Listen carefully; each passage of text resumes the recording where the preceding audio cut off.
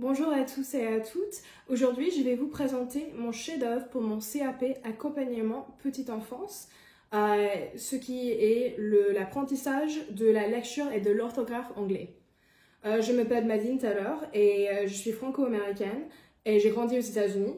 Après avoir terminé mes études aux États-Unis, j'ai décidé de déménager en France pour faire une année de césure et donc j'ai décidé de faire le CAP Petite Enfance parce que le développement de l'enfant m'a toujours intéressée et j'aime beaucoup travailler avec les enfants. Pour les démarches et objectifs de mon CAP, je vais vous parler des objectifs professionnels concernant l'enfant et aussi les démarches que j'ai faites pendant quelques mois pour faire ce projet. Pour les objectifs professionnels concernant l'enfant, il y a le fait d'augmenter les connaissances de la lecture et de l'orthographe en anglais et aussi d'améliorer la confiance en soi de l'enfant. Pour les démarches, j'ai rencontré la famille et commencé la formation du CAP en août 2022. Et en septembre, après quelques semaines, j'ai amené des livres d'anglais qui étaient fournis par ma centre de formation chez les enfants, chez l'enfant qui est concerné par ce projet. Et on a commencé à travailler les livres 2 à 3 fois par semaine. Je vais vous montrer le premier livre que j'ai emmené, fourni par ma centre, juste ici. Pendant toute l'automne de 2022, on a continué de travailler plusieurs livres car le premier livre était un peu compliqué. Donc j'ai emmené quelques autres livres, j'ai emmené des petits gommettes qu'elle peut avoir chaque fois qu'elle finisse une page.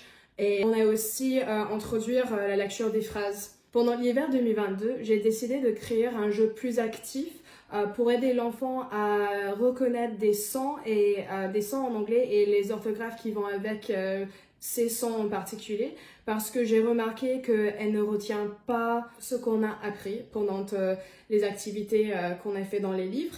Et j'ai pensé qu'un jeu plus actif pourrait lui aider à reconnaître plus facilement des sons. Pour le reste de 2023, j'ai alterné entre les livres d'activité, la lecture et les jeux d'orthographe que j'ai créés. Et finalement, pendant le printemps 2023, j'ai introduit les lettres magnétiques qu'on a affichées au frigo pour qu'elles puissent avoir une autre jeu actif et appeler les mots avec moi dans la cuisine pendant que je cuisine ou pendant que je prépare sa goûter.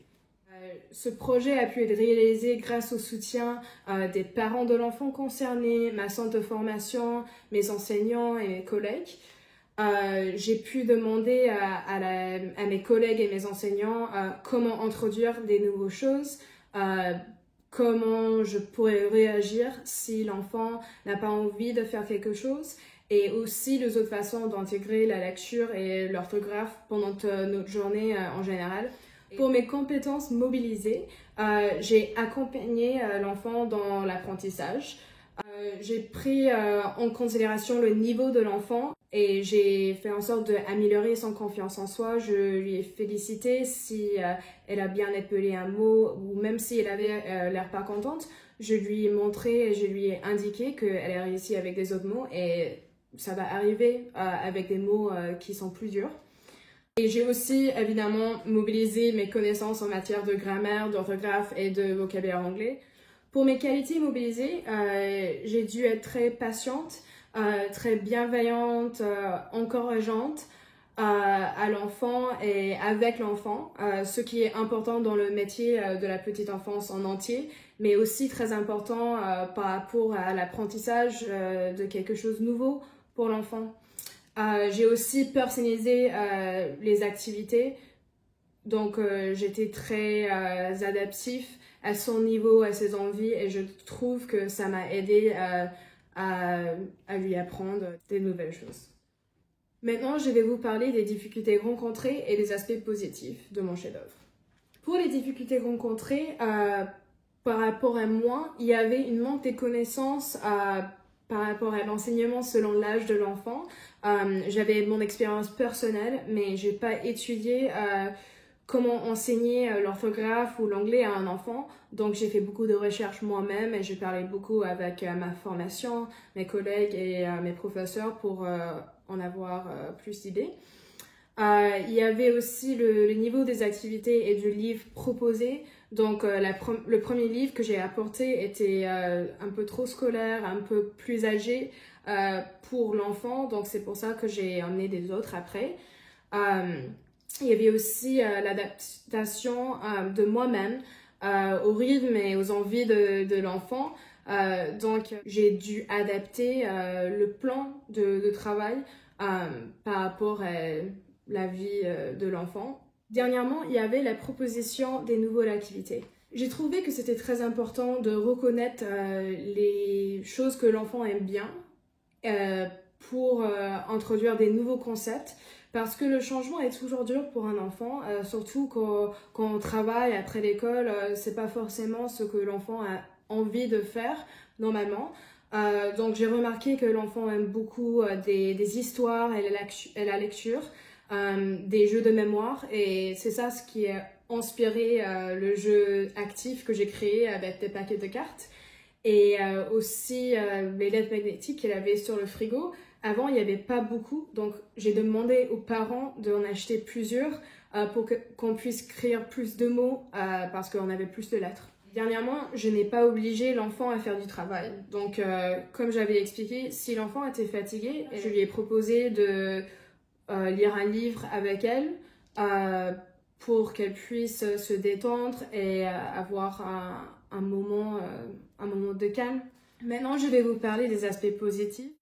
Premièrement, l'amélioration de ses connaissances de sa langue. Et maintenant, elle arrive à lire beaucoup plus et à même lire toute seule. Et elle est très fière d'elle-même aussi. En parlant de sa fierté, l'évolution de la confiance en soi de l'enfant est aussi quelque chose de très important qui s'est passé pendant ce CAP. L'enfant est maintenant très contente de pouvoir lire toute seule. Il y a aussi, je pense, un grand amour pour la lecture chez l'enfant qui était là avant que j'ai commencé à travailler avec elle et avec sa famille. Mais je pense qu'en utilisant des activités qui intégraient beaucoup de lecture et aussi en lisant des histoires qu'elle aime beaucoup, maintenant elle est très contente de pouvoir lire les histoires qu'elle aime elle-même. Dernièrement, je vais vous parler de mon évaluation personnelle. Par rapport à la gage de réussite, l'enfant a beaucoup plus de connaissances. Maintenant, elle s'intéresse toute seule à la langue.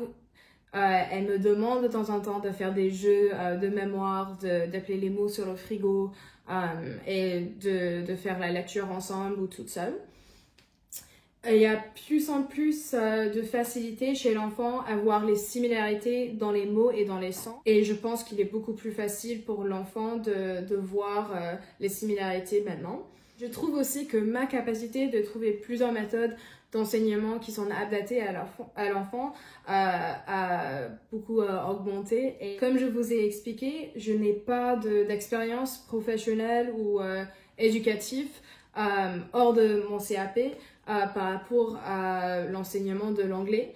Donc, c'était quelque chose de nouveau pour moi. Et en travaillant avec cet enfant, j'ai pu travailler des nouvelles idées pour aider l'enfant et pour assurer que l'enfant est contente dans son apprentissage. Pour des améliorations possibles ou aussi la continuation de ce projet et de l'apprentissage de l'anglais à l'enfant, je pense que ça serait possible de créer un plan d'apprentissage qui est plus efficace pour l'enfant, qui est lié à l'enseignement des sujets similaires en même temps, qui est adapté à l'enfant. J'ai essayé de faire ça avec la création des paquets de cartes qui avaient des mots similaires dans chaque paquet. Dernièrement, l'apprentissage de lecture soit une bonne prochaine étape dans l'apprentissage de cet enfant. Je pense que c'est normal que l'enfant n'avait pas beaucoup d'envie d'écrire des phrases ou même des mots en anglais parce qu'elle vient juste de commencer l'écriture en français à l'école. Donc je pense que pendant qu'elle commence à écrire de plus en plus à l'école en français, ça serait une bonne idée de faire pareil chez elle en anglais. Alors, je vous remercie beaucoup pour avoir m'écouté pendant ce vidéo, pendant cette discussion sur mon chef-d'œuvre de mon CAP Petite Enfance. Et je vous souhaite une très très belle journée. Merci.